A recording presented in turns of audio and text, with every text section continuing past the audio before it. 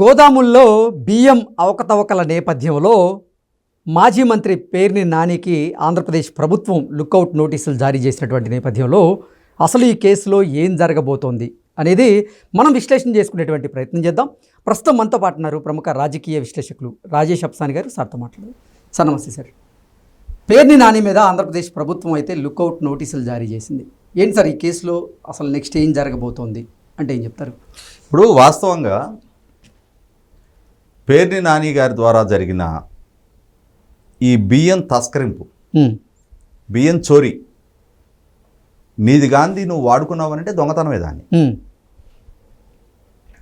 ఇవాళ మంత్రులుగా శాసనసభ్యులుగా పనిచేస్తుండి నిన్నగాక మొన్న జరిగిన అసెంబ్లీ ఎన్నికల్లో ఆయన కొడుకు మళ్ళీ అక్కడ వైసీపీ పార్టీ అభ్యర్థిగా పోటీ చేస్తుండి ఇవాళ ప్రజా జీవితంలో కొనసాగుతున్న నాయకులు ప్రజల సంపదైన ట్యాక్స్ పేయర్స్ మనీ, ఆ బియ్యం అవేమి వైసీపీ పార్టీ ఆస్తి కాదు. కానీ వీళ్ళు ఏమనుకున్నారంటే మాకు ప్రజలు అధికారం ఇచ్చారు కదా, మమ్మల్ని ఎంపిక చేసుకున్నారు కదా, బడ్జెట్ ద్వారా ప్రతిపాదించబడే ప్రతి రూపాయి మా సొంత డబ్బే, ప్రభుత్వం ద్వారా పంపిణీ చేయబడే ప్రతి బియ్యపు గింజ మా సొంత అవసరాలకు వాడుకోవచ్చు అని చెప్పనే ఒక బరితెగింపు వైఖరి ప్రదర్శించి అసలు ఈ మొత్తం సంఘటనలో చాలా ఉల్లంఘన జరిగినాయి. ఈ బరితెగింపు వైఖరి ప్రదర్శించి వాళ్ళ 245 టన్నుల వరకు బియ్యం లేపేశారు. అంటే దీంట్లో చాలా సాంకేతికమైన అంశాలు కూడా మనం చర్చించాల్సిన అవసరం ఉంది. ఏంటి సార్ అవి?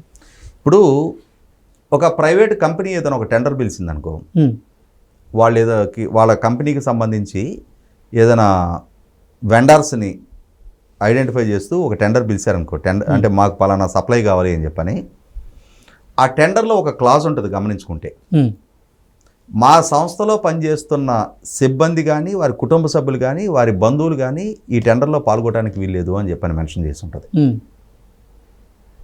అవును. అలాగే మనకి స్థానిక సంస్థల ఎన్నికలు జరుగుతూ ఉంటాయి, ఎంపీటీసీ, జెడ్పీటీసీ ఇటువంటి ఎన్నికలు జరుగుతాయి. ఒక మండలంలో ఒక ఎంపీటీసీగా పోటీ చేయాలనుకునే అభ్యర్థి ఆ మండలంలో రిజిస్టర్డ్ కాంట్రాక్టర్ అయ్యి ఉండకూడదు. ఓకే. ఆ మండలంలో రిజిస్టర్డ్ కాంట్రాక్టర్ అయ్యి ఉంటే అతనికి ఎంపీటీసీగా పోటీ చేసే అర్హత ఉండదు. అలాగే ఇప్పుడు చట్ట సవరణ జరిగింది, కానీ మొన్నటిదాకా 2 కంటే ఎక్కువ పిల్లలుంటే స్థానిక సంస్థల ఎన్నికల్లో పోటీ చేయకూడదు. అవును. కానీ ఎమ్మెల్యేల దగ్గరికి, ఎంపీల దగ్గరికి వచ్చేప్పటికి ఈ రూల్స్ ఏమి ఉండవు. తానే ఎమ్మెల్యే, తానే మంత్రి, తన కుటుంబానికి సంబంధించిన గోడౌన్లని ప్రభుత్వానికి అద్దెకిస్తాడా? 100కి 100 పాళ్ళు ఎలా అయితే మండలంలో రిజిస్టర్ అయిన కాంట్రాక్టరు పోటీ చేయడానికి అనర్హుడు అని చెప్పని చట్టం ఉందో, అలాగే శాసనసభ్యుడిగా ఎన్నికైన వాళ్ళు ప్రభుత్వంతో వ్యాపారం చేయకూడదు అని చెప్పని ఒక చట్టం తేవాలి.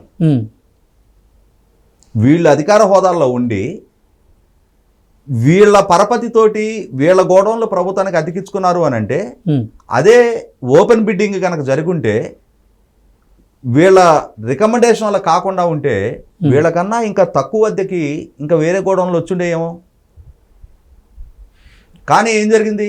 వీళ్ళకి రికమెండేషన్ ఉంది, వీళ్ళే పదవుల్లో ఉన్నారు, వీళ్ళ గోడౌన్లే ప్రభుత్వం అద్దెకి ఎంగేజ్ చేసుకుంటుంది. ఆబ్వియస్లీ ఇంకా అదే జరుగుద్ది. ఎందుకు? ప్రభుత్వంతో వ్యాపారం చేయకూడదనే నిబంధన లేదు కదా వీళ్ళకి. దాంతో వీళ్ళ గోడౌన్లోనే బియ్యం వస్తాయి, ఆ బియ్యాన్ని వీళ్ళు వాడేసుకోవటం టన్నులు. అది ఇవాళ అధికారం కోల్పోయిన తర్వాత, ఈ వార్త బయటకు వచ్చిన తర్వాత, ఇప్పుడు మేము చాలా ఆణిముత్యాలం, స్వాతిముత్యాలం అని చెప్పని ఆ బియ్యానికి సంబంధించి నష్టపరిహారం మేము ప్రభుత్వానికి కట్టేస్తాం. సార్, నష్టపరిహారం కట్టేస్తే తప్పు ఒప్పు అయిపోద్ది అంటారా? ఇక్కడ దీంట్లో కూడా చాలా మతలబులు ఉన్నాయి.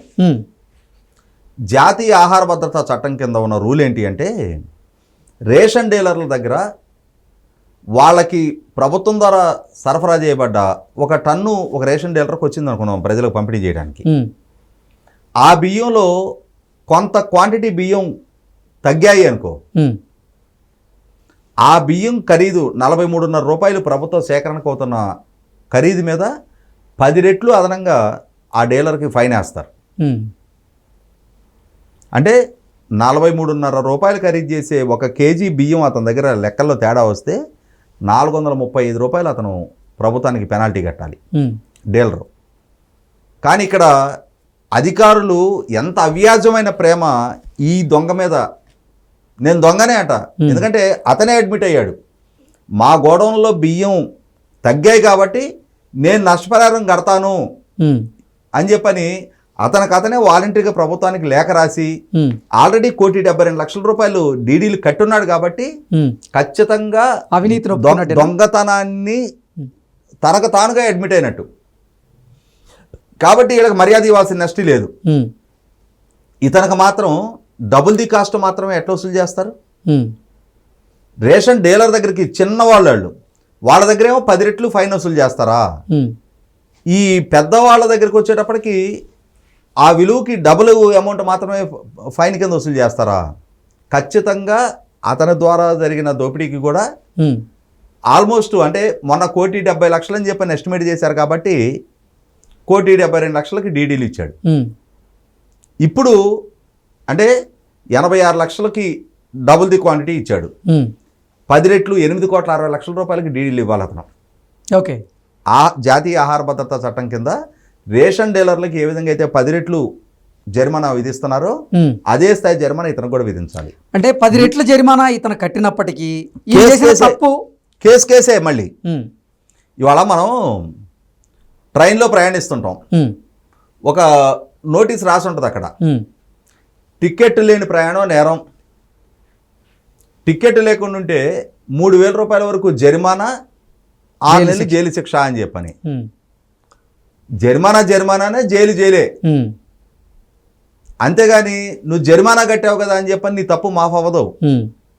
అలాగే ఇక్కడ కూడా ఇతను చేసిన తప్పుకి జరిమానా వసూలు చేస్తారు, జైలు కూడా 100% విధించి తీరాల్సిందే. ఇక్కడ ఇంకా చాలా అంటే అధికారులు ఎందుకు ఇంతటి అవ్యాజమైన ప్రేమ కనపరుస్తున్నారు అని అంటే అసలు ఆ డిపార్ట్మెంట్లోనే చాలా లోపాలు ఉన్నాయి. ఓకే. మీకు ఒక లైవ్ ఎగ్జాంపుల్ చెప్తాను నేను. సార్, సివిల్ సప్లైస్ మినిస్టర్ గారు నాదెళ్ల మనోహర్ గారు తెనాలి నుంచి ఎన్నికై ఉన్నారు. ఇవాళ తెనాలి పట్టణంలోనే ఒక రేషన్ డీలర్ నాకు కొంత డేటా షేర్ చేశారు. ఓకే.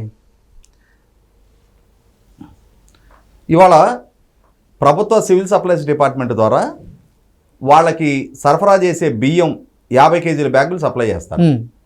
ఈ 50 కేజీల బ్యాగులు వేయి చేస్తే వాళ్ళకి 700 గ్రాములు తక్కువ వస్తున్నాయి సార్. ఓవరాల్గా వాళ్ళకి రావాల్సిన కోట 13,251 కిలోల 960 గ్రాములు రావాలి వాళ్ళకి. కానీ వాళ్ళకి వచ్చింది 12,921 కిలోల 940 గ్రాములు. అంటే 330 కిలోల 20 గ్రాములు తక్కువ వస్తుంది.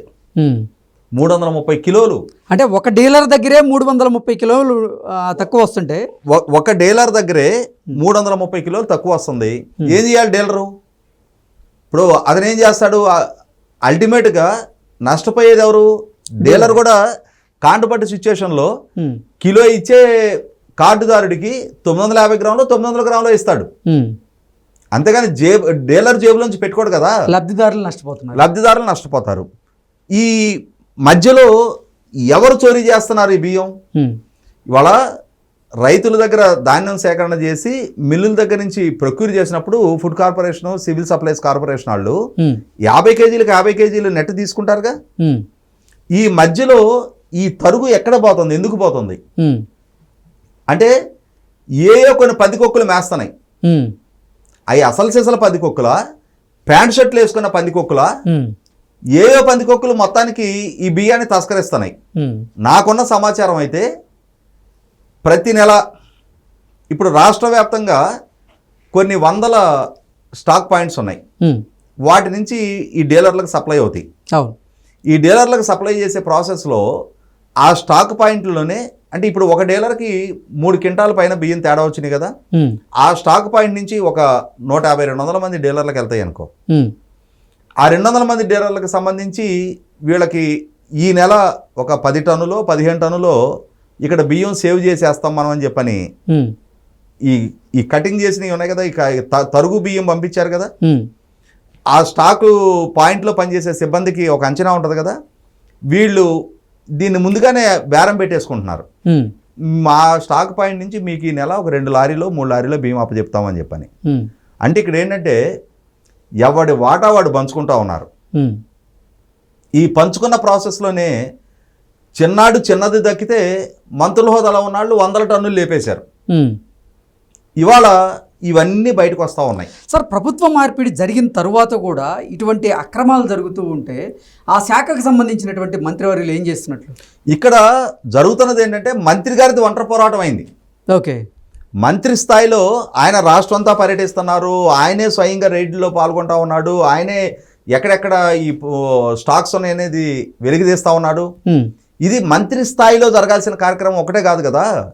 సివిల్ సప్లైస్ కార్పొరేషను కమిషనర్లు, ఎండీలు వీళ్ళు ఇంతమంది ఉంటున్నారు కదా.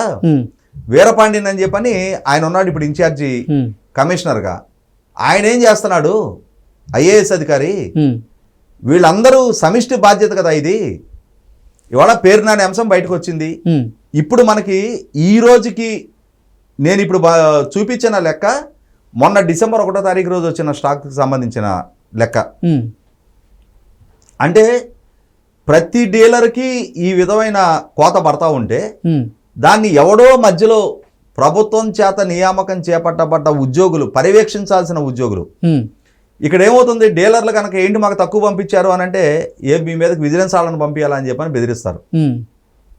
అంటే అధికారాన్ని అడ్డు పెట్టుకొని ఒక దుర్వినియోగానికి పాల్పడతా, ఈ అధికారాన్ని దుర్వినియోగం చేసి వీళ్ళు అక్రమార్జనకు పాల్పడతా ఇవాళ ఎవడి స్థాయిలో వాడు దండుకుంటా ఉన్నారు. ఎవడికి అందే వాటాలు వాళ్ళకి అందుతూ ఉన్నాయి. ఓకే, కాబట్టి ఇక్కడ ఈ నెక్సస్ని అరికట్టాలి అని అంటే ప్రభుత్వ విధానాల్లో మార్పు జరిగి తీరాలి. ఏం చేయాలి ప్రభుత్వం? అసలు ఎందుకు ప్రజలు కూడా వాళ్ళు తీసుకున్న బియ్యాన్ని వెంటనే 10 రూపాయలకు 12 రూపాయలకు అమ్మేస్తున్నారు? వాళ్ళు తినే బియ్యం కాదు కాబట్టి. నీకు ఇంట్లో తినే బియ్యం అయితే ఆ బియ్యం వాళ్ళు వాడుకుంటారు. తినని బియ్యం ఇస్తున్నారు కాబట్టి వాళ్ళు చచ్చినాటి పెళ్లికి వచ్చినంత లెమ్మని చెప్పని మాకు అవసరం లేదు ఈ బియ్యం, ప్రభుత్వానికి 43 రూపాయలు పడిందేమో, మాకు ఉచితంగా ఇస్తున్నారు కదా, మాకేమో నిప్పి తెలియదు కదా, అంటే ఇవి మాకు తినడానికి పనికిరావు 10 12 వాళ్ళు ఇచ్చిన దానికి అమ్మేద్దాం.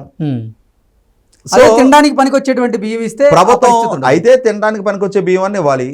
లేదు ఇప్పుడు 43.5 రూపాయలు ఖర్చు పెట్టి ఉచితంగా ఇస్తున్నారు కదా, ఆ 43.5 రూపాయలు డైరెక్ట్ గా క్యాష్ ట్రాన్స్ఫర్ చేయండి. వాళ్ళకి నచ్చిన బియ్యం మార్కెట్లో కొనుక్కుంటారు. ఇప్పుడు ఈ పండించిన బియ్యం ఏం చేయాలి అంటావా? మనకున్న లెక్కల ప్రకారం విశాఖపట్నం పోర్ట్ నుంచి గత 4 సంవత్సరాల్లో 38 లక్షల టన్నుల బియ్యం ఎగుమతి జరిగినాయని స్టాటిస్టిక్స్ ఉన్నాయి. గంగవరం పోర్ట్ నుంచి 2 లక్షల టన్నుల బియ్యం ఎగుమతి జరిగినాయి. కాకినాడ పోర్ట్ నుంచి 1,31 లక్షల టన్నుల బియ్యం ఎగుమతులు జరిగినాయి. కృష్ణపట్నం పోర్ట్ నుంచి 25 లక్షల టన్నుల బియ్యం ఎగుమతులు జరిగినాయి. అంటే వెరసి మనకున్న ఈ 4 పోర్టుల ద్వారా గత 4 సంవత్సరాల్లో 1,96 లక్షల టన్నుల బియ్యం ఎగుమతులు జరిగినాయి అని చెప్పిన స్టాటిస్టిక్స్ ఉన్నాయి. అంటే సంవత్సరానికి 49 లక్షల టన్నుల బియ్యం మన తీర ప్రాంతం నుంచి విదేశాలకు ఎగుమతి అవుతుంది. విదేశాల్లో వీటికి డిమాండ్ ఉండబట్టే ఎగుమతి అవుతున్నాయి. కాబట్టి ఈ పోర్టుల ద్వారా డైరెక్ట్గా ప్రభుత్వమే ఇక్కడ ఈ ప్రజా పంపిణీ వ్యవస్థ ద్వారా పంపిణీ చేసే కన్నా, ఈ మాఫియాని పెంచి పోషించే కన్నా డైరెక్ట్గా ఎగుమతికి ఆర్డర్లు ఇచ్చేసేయండి, అవకాశాలు కల్పించండి. ఓపెన్ మార్కెట్లో అయినా ఎగుమతి చేయండి, లేదు ప్రభుత్వమే సేకరించి ప్రభుత్వమే ఎగుమతి చేయండి. ఏం చెప్తున్నారు? ఈ ప్రజా పంపిణీ వ్యవస్థలో ఈ తక్కువ రేటుకి కొనుగోలు చేసి అక్కడ వెస్ట్ ఆఫ్రికా కొన్ని కంట్రీస్లో కిలో 75 నుంచి 150 రూపాయల దాకా అమ్ముకుంటున్నారని చెప్తున్నారు కదా. అలా ఎగుమతికి ఆస్కారం కలిగిస్తే ప్రైవేట్ ప్లేయర్స్కైనా లాభం వస్తుంది, లేదు ప్రభుత్వమే ఎగుమతి చేస్తే ప్రభుత్వానికైనా లాభం వస్తుందిగా. అవును, ఇటువంటి ఈ దొంగల్ని పెంచి పోషించే ఆస్కారం ఎందుకు కలిగియాలి? ఇవాళ ప్రజలకు అవసరం లేని బియ్యం ఇవ్వటం ఎందుకు, వాళ్ళు అమ్మేసుకోవటం ఎందుకు? ఈ నెక్సస్ అంతా కొనసాగుతూ ఉంటుంది దీనికి. ఒక్క మనోహర్ గారు, ఒక పవన్ కళ్యాణ్ గారు, ఒక చంద్రబాబు నాయుడు గారు దీన్ని అరకట్టాలంటే ఎక్కడ సాధ్యపడుతుంది అది? కాబట్టి 1,48 లక్షల రేషన్ కార్డులకి ప్రతి నెల ఈ పంపిణీ, ఈ ప్రహసనం, ఇదంతా ఈ ప్రక్రియ కొనసాగించడం ఎందుకు? ఈ విధమైన మాఫియా జరుగుతుంది అని చెప్పని వాపోవటం ఎందుకు? కాబట్టి మొట్టమొదట ప్రభుత్వ విధానాల్లో మార్పు చేసుకుంటే, తన పాలసీస్ని రీడిఫైన్ చేసుకుంటే, అటు ఈ లబ్ధిదారుడికి తాను చేర్చాలి అనుకున్న లబ్ధి చేకూరగలుగుతుంది. 43.5 రూపాయలు పెడుతున్న ఖర్చు అతనికి 10 రూపాయలే దక్కుతున్నాయి ఆ బయట మార్కెట్లో అమ్మేసుకోవడం వల్ల. 43.5 అతనికి దక్కుతాయి. అతనికి ఏది నచ్చితే మార్కెట్లో ఇది 10 రూపాయలకు అమ్మేసుకొని ఏది కొనుక్కొచ్చుకుంటున్నాడో దాన్ని కొనుక్కొచ్చుకుంటాడు. అంతేగాని ఈ పేరు నాని లాంటి వాళ్ళు ఈ స్టాక్ పాయింట్లో ఈ బియ్యం దొంగలు, ఈ ఎండిఎల్ వాహనాల ద్వారా, డెలివరీ వెహికల్స్ ద్వారా ఈ బియ్యం కొనుగోలు చేసే బేరగాళ్ళు, ఈ నెక్సస్ మొత్తాన్ని ఒక్క డెసిషన్ తోటి శాశ్వతంగా ఫుల్ స్టాప్ పెట్టచ్చు. ప్రభుత్వం ఆలోచించాలి. Okay sir, thank you so much.